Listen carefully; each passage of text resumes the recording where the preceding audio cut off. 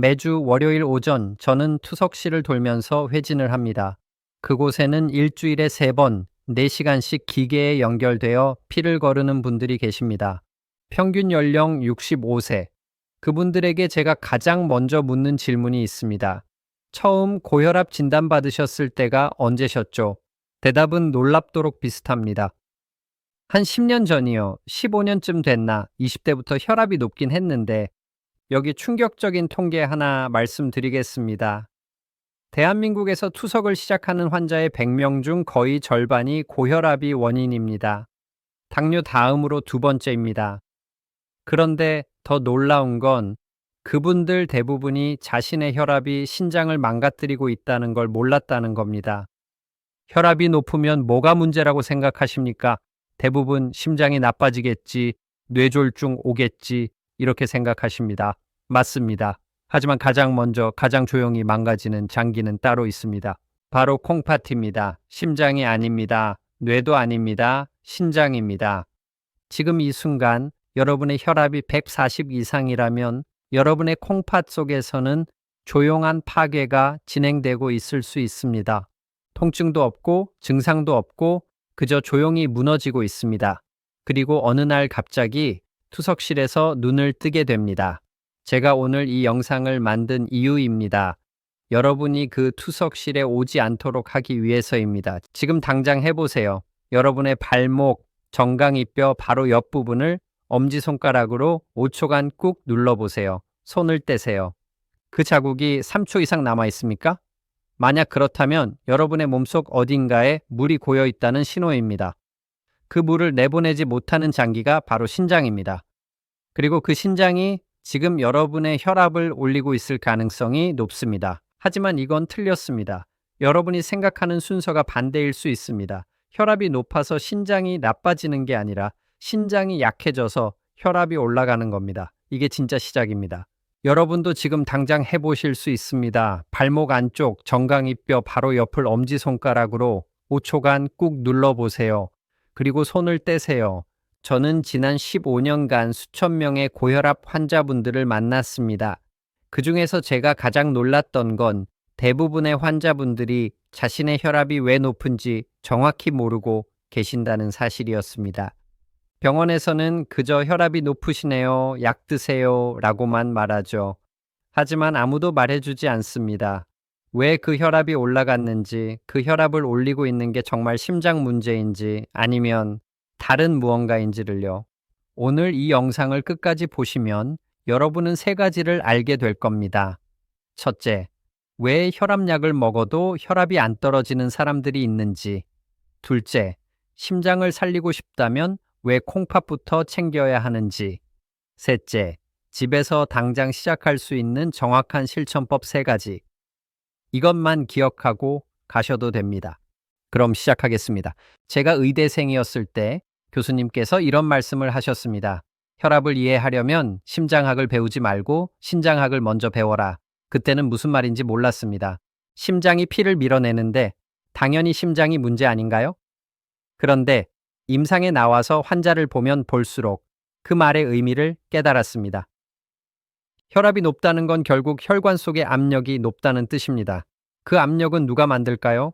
겉으로 보기엔 심장이 만드는 것 같습니다. 심장이 쿵쿵 강하게 뛰니까 압력이 높아진다고 생각하시죠. 하지만 실제로는 다릅니다. 혈압의 본질은 부피입니다. 혈관이라는 파이프 안에 얼마나 많은 액체가 들어있느냐, 그게 압력을 결정합니다. 호스를 생각해 보세요. 호스 안에 물이 조금 들어있을 때와 꽉 차 있을 때 어느 쪽이 더 터질 것 같습니까? 당연히 꽉 찬 쪽이죠. 우리 몸도 똑같습니다. 그럼 그 물의 양은 누가 조절할까요? 바로 신장입니다. 신장은 우리 몸의 정수기이자 배수 펌프입니다. 하루에 약 180리터의 피를 걸러내고 그 중에서 필요 없는 물과 나트륨을 소변으로 내보냅니다. 그런데 신장이 약해지면 어떻게 될까요? 물을 제대로 버리지 못합니다. 그럼 혈관 안에 물이 점점 고입니다. 압력이 올라갑니다. 심장은 그 높아진 압력을 이기기 위해 더 세게 뛰어야 합니다. 결국 혈압이 높아서 신장이 나빠지는 게 아니라 신장이 약해져서 혈압이 올라가는 겁니다. 이게 진짜 시작입니다. 제가 만났던 환자 중에 박정민 씨라는 분이 계셨습니다. 48세 남성분이었는데 혈압약을 3가지나 드시고 계셨습니다. 그런데도 혈압이 150 이상이었습니다. 이분은 저한테 이렇게 물으셨습니다. 선생님, 제 심장이 문제인 건가요? 더 강한 약이 필요한 건가요? 저는 먼저 이분의 소변 검사부터 다시 봤습니다. 그리고 발견했습니다. 단백뇨가 나오고 있었습니다. 신장에서 단백질이 새어 나오고 있다는 뜻이죠. 그리고 혈액 검사에서 크레아티닌 수치가 정상보다 살짝 높았습니다. 신장 기능이 이미 떨어지기 시작한 겁니다. 저는 이분께 설명드렸습니다. 박 선생님, 지금 선생님의 혈압을 올리고 있는 건 심장이 아니라 콩팥입니다. 콩팥이 물을 제대로 못 빼고 있어요. 그래서 약을 3개나 먹어도 혈압이 안 떨어지는 겁니다. 이제 우리는 심장이 아니라 콩팥을 살려야 합니다. 그날부터 박정민 씨의 치료 방향이 바뀌었습니다. 혈압약의 종류를 바꿨습니다. 신장을 보호하는 약으로요. 그리고 식단을 바꿨습니다. 소금 섭취를 하루 5g 이하로 줄였습니다. 3개월 후 이분의 혈압은 130대로 떨어졌고 단백뇨도 절반으로 줄었습니다. 심장을 치료한 게 아니라 신장을 보호했더니 혈압이 내려간 겁니다. 이게 바로 제가 오늘 여러분께 말씀드리고 싶은 핵심입니다. 심장, 혈관, 신장은 따로 놀지 않습니다. 이 세 개는 운명 공동체입니다. 하나가 무너지면 나머지도 함께 무너집니다. 여러분, 자동차를 떠올려 보세요. 심장은 엔진입니다. 혈관은 파이프입니다. 그리고 신장은 냉각수 시스템입니다. 엔진이 아무리 좋아도 냉각수가 돌지 않으면 어떻게 될까요? 과열되죠. 터지고 말 겁니다. 우리 몸도 똑같습니다. 심장이 아무리 튼튼해도 신장이 제 역할을 못하면 혈관 안에 물이 고이고 압력이 올라가고 결국 심장은 지쳐서 망가집니다. 반대로 신장이 건강하면 심장은 힘들이지 않아도 됩니다. 혈관 속 압력이 적절하게 유지되니까요. 그래서 저는 외래에서 환자분들께 이렇게 말씀드립니다. 심장이 걱정되시면 콩팥부터 챙기세요. 처음엔 다들 이상하게 생각하십니다. 하지만 3개월, 6개월 지나고 나면 이해하십니다. 신장이 좋아지니까 혈압이 안정되고 혈압이 안정되니까 심장이 편해지는 걸 직접 느끼시거든요. 그럼 이제 여러분이 가장 궁금해하실 부분으로 넘어가겠습니다. 대체 집에서 뭘 해야 하느냐, 그거죠? 첫 번째로 말씀드릴 건 혈압 재는 법입니다. 여러분 혈압계 가지고 계신 분 많으시죠? 그런데 정확하게 재고 계십니까? 저는 외래에서 환자분들이 집에서 잰 혈압 수첩을 가져오시면 그걸 보면서 대번에 압니다. 이분이 제대로 재셨는지 아니면 대충 재셨는지를요. 정확한 혈압 측정, 이거 정말 중요합니다. 잘못 재면 혈압이 실제보다 10에서 20이나 높게 나올 수 있습니다. 그럼 필요 없는 약을 먹게 되는 거죠. 우선 자세부터 말씀드리겠습니다. 의자에 앉으세요. 등은 등바디에 완전히 기대야 합니다. 다리는 꼬지 마세요. 발은 바닥에 평평하게 붙이세요. 팔은 테이블 위에 올려놓되 팔꿈치가 심장 높이에 오도록 하세요. 너무 높아도 안 되고 너무 낮아도 안 됩니다. 그 다음 커프, 그러니까 혈압계 띠를 팔에 감습니다. 이때 중요한 게 있습니다. 옷 위에 감지 마세요. 맨팔에 직접 감아야 합니다. 두꺼운 옷 위에 감으면 혈압이 부정확하게 나옵니다. 그리고 커프는 팔꿈치 안쪽 위로 2cm 위에 위치해야 합니다.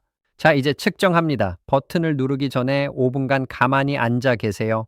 숨을 크게 쉬지도 마시고 말도 하지 마세요. 그냥 편안하게 앉아서 눈을 감고 있으면 됩니다. 그 다음에 버튼을 누르세요. 첫 번째 측정이 끝나면 1분을 기다리세요. 그리고 다시 한번 재세요. 2번 잰 값의 평균을 기록하는 겁니다.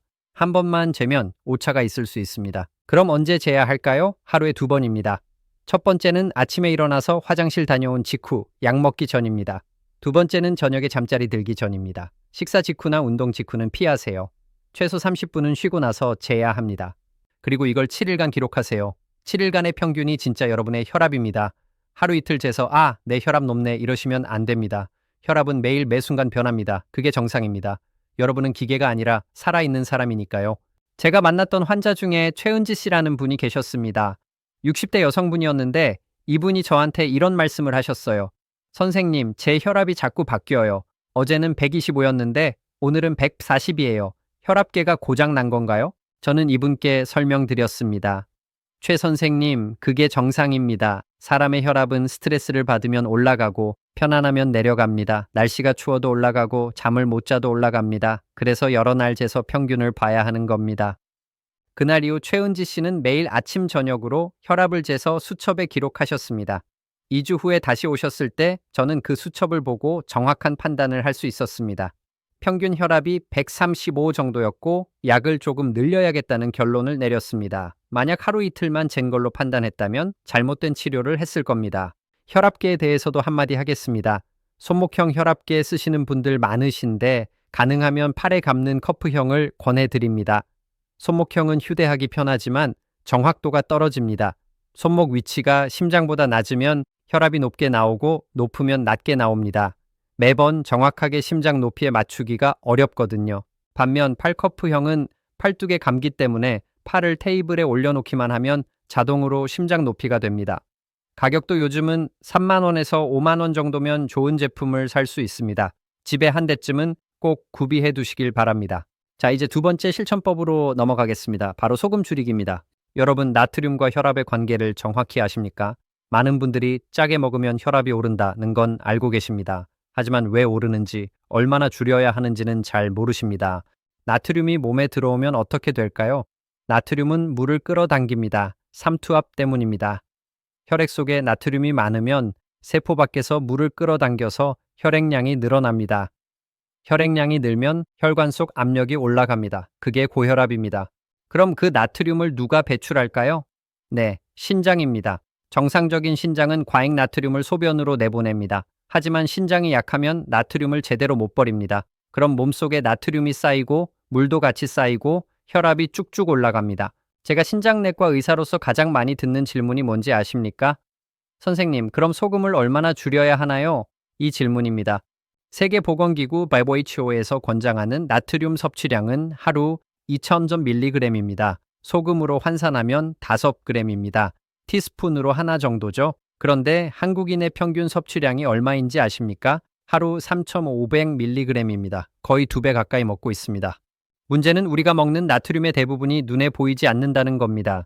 짜게 먹는다고 느끼지 못하는데도 이미 과잉 섭취하고 있습니다. 국물, 찌개, 김치, 젓갈, 장아찌, 라면, 빵, 과자, 심지어 단 음료수에도 나트륨이 들어 있습니다. 그래서 저는 환자분들께 구체적인 실천법을 알려드립니다. 추상적으로 싱겁게 드세요 라고만 하면 실천이 안 되거든요.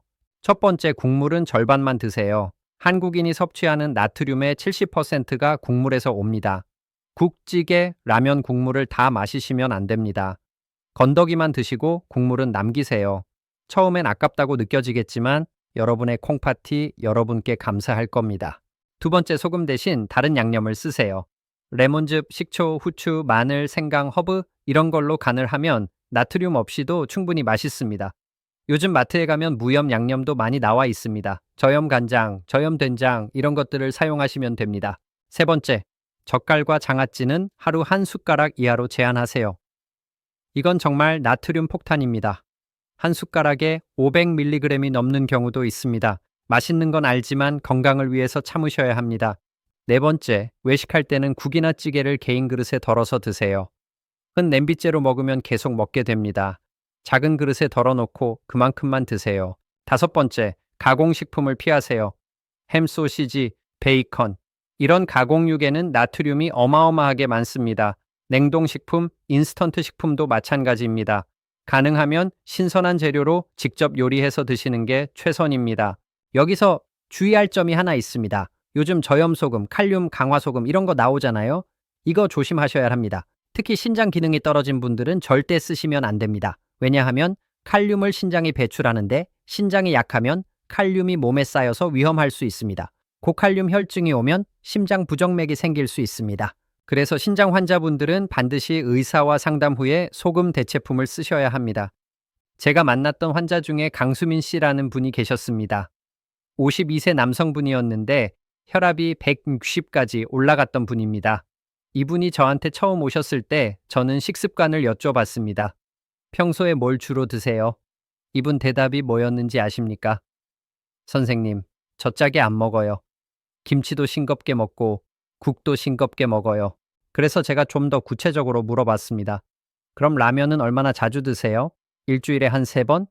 국물은요? 다 마시죠. 거기서 문제가 보였습니다. 이분은 집에서는 싱겁게 드시는데 밖에서 사 먹는 음식에서 나트륨을 과다 섭취하고 계셨던 겁니다. 저는 이분께 2주간 식사일지를 써보라고 했습니다. 먹은 모든 음식을 기록하는 거죠. 2주 후에 다시 오셨을 때 우리는 그 일지를 보면서 얼마나 많은 나트륨을 드셨는지 계산해 봤습니다. 하루 평균 4,000mg이 넘었습니다. 그날부터 강수민 씨는 진짜로 나트륨을 줄이기 시작했습니다. 라면을 끊었고 국물을 남겼고 외식을 줄였습니다. 그리고 3개월 후 혈압이 140대로 떨어졌습니다. 6개월 후에는 130대가 됐습니다. 약도 하나 줄일 수 있었습니다. 이분이 저한테 이렇게 말씀하셨습니다. 선생님, 처음 2주는 정말 힘들었어요. 음식이 너무 싱거워서 먹기가 싫더라고요. 근데 신기한 게 3주차부터는 적응이 되더라고요. 이제는 밖에서 먹는 게 오히려 너무 짜게 느껴져요. 이게 바로 제가 말씀드리고 싶은 겁니다. 혀는 적응합니다. 2주에서 3주만 참으면 새로운 염도에 적응합니다. 그 이후로는 오히려 짠 음식이 불편해집니다. 그러니 처음 2주만 참으세요. 그 2주가 여러분의 혈압을, 신장을, 심장을 살립니다. 자, 이제 세 번째 질문으로 넘어가겠습니다. 아마 여러분이 가장 궁금해 하실 거예요. 혈압약은 평생 먹어야 하나요? 언제 끊을 수 있나요? 이 질문 제가 외래에서 하루에도 몇 번씩 듣습니다. 정답부터 말씀드리자면 사람마다 다릅니다. 하지만 분명한 건 생활 습관이 바뀌면 약을 줄이거나 바꿀 수는 있다는 겁니다. 혈압약의 목적이 뭘까요? 혈압을 낮추는 겁니다. 그런데 왜 낮춰야 할까요? 높은 혈압이 장기를 손상시키기 때문입니다. 심장, 뇌, 신장, 눈, 혈관, 이 모든 장기가 고혈압으로 망가집니다. 그래서 우리는 약으로 혈압을 낮춰서 장기를 보호하는 겁니다. 그럼 약 없이도 혈압을 낮출 수 있다면 어떻게 될까요? 약이 필요 없어지겠죠. 실제로 그런 분들이 있습니다. 체중을 10kg 이상 감량하고 운동을 규칙적으로 하고 소금 섭취를 줄인 분들, 이런 분들은 의사와 상담 후에 약을 단계적으로 줄이기도 합니다. 제가 만났던 환자 중에 윤태준 씨라는 분이 계셨습니다. 45세의 남성분이었는데 체중이 95kg이었습니다. 혈압은 150에 100이었습니다. 저는 이분께 약을 처방하면서 동시에 이렇게 말씀드렸습니다. 윤 선생님, 약을 드리긴 하는데 진짜 치료는 약이 아닙니다. 체중을 줄이세요. 10kg만 빼도 혈압이 확 내려갈 겁니다. 처음에 이분은 반신반의했습니다. 하지만 6개월 후 이분은 83kg이 되어 있었습니다. 12kg을 감량한 거죠. 그리고 혈압은 125에 80으로 떨어졌습니다. 저는 약을 절반으로 줄였습니다. 1년 후에는 약을 완전히 끊었습니다. 지금도 이분은 약 없이 혈압을 잘 유지하고 계십니다. 하지만 모든 사람이 이렇게 되는 건 아닙니다. 특히 신장 기능이 떨어진 분들, 당뇨가 있는 분들, 나이가 많으신 분들은 약을 계속 드셔야 하는 경우가 많습니다. 왜냐하면 이런 분들은 약이 단순히 혈압을 낮추는 것뿐만 아니라 장기를 보호하는 역할도 하기 때문입니다. 예를 들어서 설명해 드리겠습니다. 안지오텐신 전환효소 억제제, 줄여서 ACE 억제제라고 부르는 약이 있습니다. 이 약은 혈압을 낮추는 것뿐만 아니라 신장의 사구체를 보호합니다. 단백뇨를 줄여줍니다. 그래서 신장 질환이 있는 분들한테는 혈압이 정상이어도 이 약을 드리는 경우가 있습니다. 안지오텐신 수용체 차단제 ARB라고 부르는 약도 비슷합니다. 이 약들은 신장을 보호하는 방패 역할을 합니다. 그래서 당뇨 환자분들이나 만성 콩팥병 환자분들한테는 필수적입니다. 그러니 약을 끊고 싶다고 해서 스스로 판단해서 끊으시면 절대 안 됩니다. 반드시 의사와 상담하셔야 합니다. 의사는 여러분의 혈압뿐만 아니라 신장 기능, 심장 상태, 다른 질환 유무 등을 종합적으로 판단해서 약을 조절합니다. 약을 처음 드시는 분들 중에 이런 말씀을 하시는 분들이 있습니다. 선생님, 약 먹고 나서 어지럽고 힘이 없어요. 약이 안 맞는 것 같아요. 이럴 때 대부분은 약이 안 맞아서가 아니라 몸이 새로운 혈압에 적응하는 과정입니다. 여러분 생각해 보세요. 지금까지 150에 90으로 살아오셨던 분이 갑자기 혈압이 120에 70으로 떨어지면 몸이 당황합니다. 뇌로 가는 혈류가 줄어든 것처럼 느껴지니까 어지러운 겁니다. 하지만 이건 일시적입니다. 2주에서 4주 정도 지나면 몸이 적응합니다. 그러니 처음 2주 동안 좀 불편하시더라도 참고 드시는 게 중요합니다. 물론 진짜 부작용도 있습니다. ACE 억제제는 기침을 유발할 수 있습니다. 칼슘 차단제는 발목이 붓게 할 수 있습니다. 이뇨제는 화장실을 자주 가게 만들 수 있습니다. 이런 부작용이 너무 심하면 약을 바꿔야 합니다. 그래서 의사와의 소통이 중요한 겁니다. 제가 환자분들께 드리는 조언은 이겁니다. 약을 시작하셨으면 최소 3개월은 드셔보세요. 그리고 그 기간 동안 어떤 증상이 있는지, 혈압이 어떻게 변하는지 잘 관찰하세요. 그 다음에 의사와 상담해서 약을 조절할지 결정하세요. 자, 이제 좀 더 심각한 이야기를 하겠습니다. 2차성 고혈압에 대해서입니다. 대부분의 고혈압은 원발성, 즉 특별한 원인 없이 오는 고혈압입니다. 유전, 나이, 생활 습관 이런 게 복합적으로 작용해서 생기는 거죠. 하지만 전체 고혈압 환자의 5에서 10%는 2차성 고혈압입니다. 다른 질환 때문에 혈압이 오르는 겁니다. 2차성 고혈압의 원인은 여러 가지입니다. 신장 동맥이 좁아지는 심혈관성 고혈압, 부신에서 알도스테론이 과다 분비되는 1차성 알도스테론증, 갑상선 기능 항진증, 쿠싱 증후군, 갈색 세포종 등등 많습니다. 문제는 이런 2차성 고혈압은 일반적인 혈압약으로는 잘 조절이 안 된다는 겁니다. 약을 3가지, 4가지 먹어도 혈압이 150 이상으로 유지됩니다. 이런 경우를 저항성 고혈압이라고 부릅니다. 만약 여러분이 다음 중 하나에라도 해당된다면 2차성 고혈압을 의심해 봐야 합니다. 첫째, 30세 이전에 고혈압이 시작됐다. 젊은 나이에 혈압이 높으면 2차성일 가능성이 높습니다. 둘째, 약을 3가지 이상 먹는데도 혈압이 140에 90 이상이다. 이건 명백한 저항성 고혈압입니다. 셋째, 혈액 검사에서 칼륨 수치가 낮다고 들었다. 1차성 알도스테론증의 특징입니다. 넷째, 갑자기 두통, 가슴 두근거림, 식은땀이 나는 발작이 있다. 갈색 세포종을 의심해야 합니다. 다섯째, 몸이 자주 붓고 소변에 거품이 많이 난다. 신장 질환을 의심해야 합니다. 제가 만났던 환자 중에 정미란 씨라는 분이 계셨습니다. 38세 여성분이었는데 혈압이 170에 110이었습니다. 약을 4가지나 드시고 계셨는데도 조절이 안 됐습니다. 저는 이분의 혈액 검사를 다시 확인했습니다. 그리고 발견했습니다. 칼륨 수치가 3.0으로 낮았습니다. 저는 바로 의심했습니다. 1차성 알도스테론증일 가능성이 높다고요. 추가 검사를 했습니다. 알도스테론 수치를 재고 레닌 수치도 쟀습니다. 그리고 CT를 찍었습니다. 결과는 제 예상대로였습니다. 왼쪽 부신에 선종이 있었습니다. 이분은 수술을 받았습니다. 부신 선종을 제거하는 수술이었죠. 수술 후 3개월이 지나자 이분의 혈압은 약 없이도 120에 80으로 유지됐습니다. 만약 제가 2차성 고혈압을 의심하지 않고 계속 약만 늘렸다면 이분은 평생 4-5가지 약을 먹으면서도 혈압 조절이 안 됐을 겁니다. 그래서 저는 강조합니다. 혈압약을 3가지 이상 먹는데도 조절이 안 되면 반드시 2차성 고혈압을 의심하고 정밀 검사를 받으셔야 합니다. 단순히 체질이에요, 유전이에요 라고 넘기지 마세요. 치료 가능한 원인이 있을 수 있습니다. 자, 이제 정리하면서 마무리하겠습니다. 오늘부터 여러분이 실천하실 것들을 다시 한번 말씀드리겠습니다. 첫째, 혈압을 정확하게 재세요. 아침 저녁으로 하루 2번 7일간 측정해서 평균을 내세요. 올바른 자세로 올바른 방법으로 재는 게 중요합니다. 둘째, 소금을 줄이세요. 하루 5g 이하로요. 국물은 절반만 드시고 가공식품을 피하고 신선한 재료로 요리하세요. 처음 2주만 참으면 혀가 적응합니다. 셋째, 30분 걷기를 시작하세요. 운동은 혈압을 낮추는 가장 좋은 자연 치료법입니다. 격렬할 필요 없습니다. 빠르게 걷기만 해도 충분합니다. 넷째, 물을 충분히 드세요. 하루 6잔에서 8잔 정도요. 단, 신장 질환이나 심부전이 있으신 분들은 의사 지시에 따르세요. 다섯째, 약을 꾸준히 드세요. 스스로 판단해서 끊지 마시고 의사와 상담하세요. 그리고 이런 증상이 있으면 바로 병원에 가세요. 일주 평균 혈압이 140에 90 이상이면 병원에 가세요.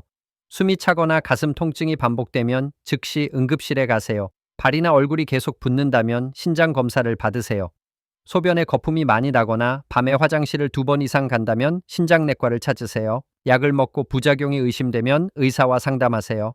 제가 신장내과 의사로서 15년간 수천 명의 환자를 만나면서 깨달은 게 하나 있습니다. 혈압은 숫자가 아니라는 겁니다. 혈압은 심장과 콩팥이 보내는 몸의 언어입니다. 그 언어를 이해하고 거기에 맞춰 생활을 바꾸면 약 없이도 건강해질 수 있습니다. 약이 필요하다면 그 약이 어떻게 작용하는지 이해하고 복용하면 더 효과적으로 건강을 지킬 수 있습니다. 심장은 앞으로 나아가려고 합니다. 하지만 콩팥은 뒤에서 버티면서 도와줍니다. 두 장기가 같은 방향으로 가도록 만드는 게 바로 오늘 우리가 배운 것들입니다. 여러분의 심장을 신장이 도와주게 하세요. 신장을 건강하게 만들면 심장이 편해집니다. 오늘부터 하루 2번 여러분의 압력을 확인하세요. 그리고 그 숫자 뒤에 숨어있는 몸의 이야기를 들으세요. 마지막으로 한 가지만 더 말씀드리겠습니다. 제가 오늘 말씀드린 것들이 어렵게 느껴지실 수도 있습니다. 혈압 재는 법, 소금 줄이는 법, 운동하는 법 다 알지만 실천이 어렵다고 생각하실 수 있습니다. 저도 압니다. 습관을 바꾸는 게 얼마나 어려운지요. 하지만 한 가지만 기억하세요. 오늘 당장 모든 걸 완벽하게 할 필요는 없습니다. 오늘은 혈압 한 번만 정확하게 재보세요. 내일은 국물을 절반만 남겨보세요. 모레는 10분만 걸어보세요. 작은 변화가 쌓이면 큰 변화가 됩니다. 하루하루 조금씩 나아지면 3개월 후에는 완전히 다른 사람이 돼 있을 겁니다. 제가 그런 환자분들을 수없이 봤습니다. 여러분도 할 수 있습니다. 이 영상이 도움이 되셨다면 좋아요 눌러주시고 구독 부탁드립니다. 그리고 댓글에 오늘부터 실천할 한 가지를 적어주세요. 여러분의 작은 다짐이 다른 분들께도 동기부여가 될 겁니다. 다음 영상에서는 신장을 망가뜨리는 의외의 습관들과 신장을 살리는 음식들에 대해 말씀드리겠습니다.